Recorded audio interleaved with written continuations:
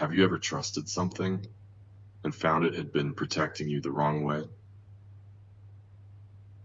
Last winter I woke up sweating. The floor was almost too hot to stand on.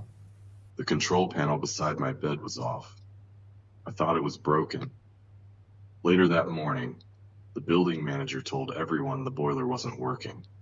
Nobody in the building had heat except me. I rent a room in a goshiwon near Hongdae, 4 square meters. Just enough space for a bed, a desk, and a closet that barely opens. The bathroom is down the hall. You leave your shoes outside your door like everyone else.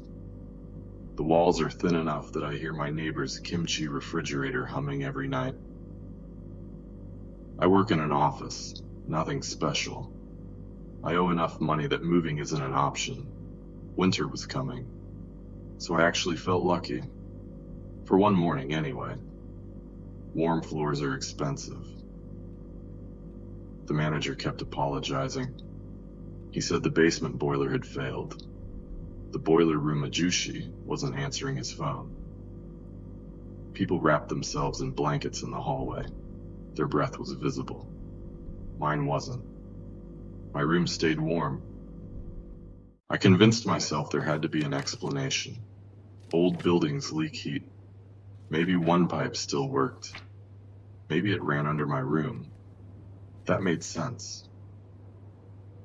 The warmest part was near the corner where the pipes should have been. Exactly where I'd expected.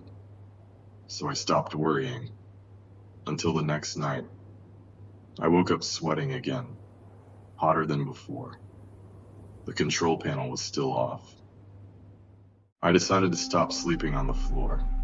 I pushed my blanket onto the desk. It wasn't comfortable, but it was higher, cooler. At least, I thought it would be.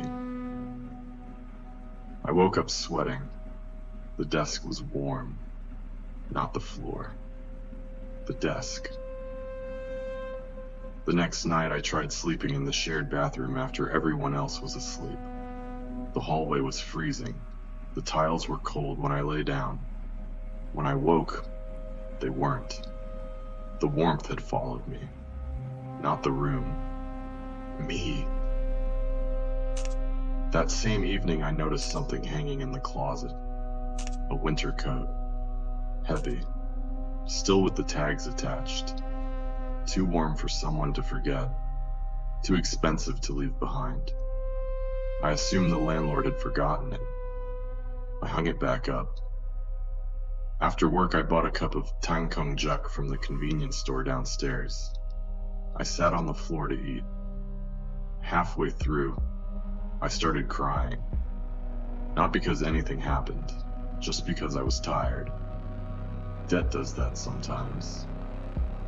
I didn't notice the change immediately. Only after I wiped my face, the floor had become warmer. Not painfully hot. Comfortably warm. Like someone had quietly adjusted the heat. There was no sound, no click, nothing.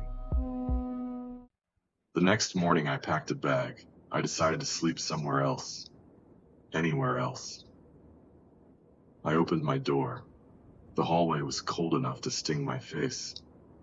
The metal doorknob was warm, warmer than my hand. I stood there longer than I meant to. Then I closed the door again. A few days later, I asked the building manager about the room. Not because I believed anything strange. I just wanted to know if the heating had always been unreliable. He looked at me for a long time. Then he asked, "You're in that room?"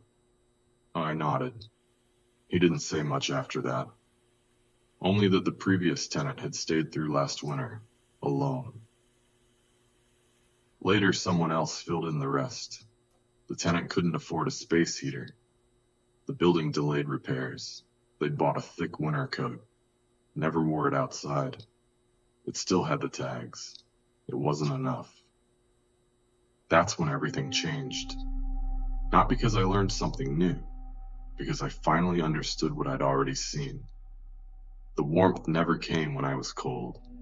It came when I was lonely. When I cried.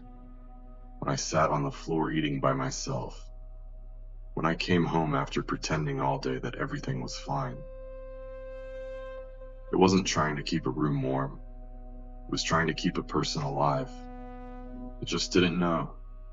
That person wasn't there anymore. I still live there. Winter came back. The floor is always warm. I don't get cold anymore. I wake up thirsty, sometimes with a nosebleed, sometimes dizzy. The heat never seems to know when enough is enough. I could probably ask the landlord to fix it. Maybe they even would. I haven't. Because every time I look at that coat in the closet, I wonder if someone else will need the warmth after I'm gone. Sleep carefully, and tell me, if something in your home loved you enough to hurt you, would you know the difference?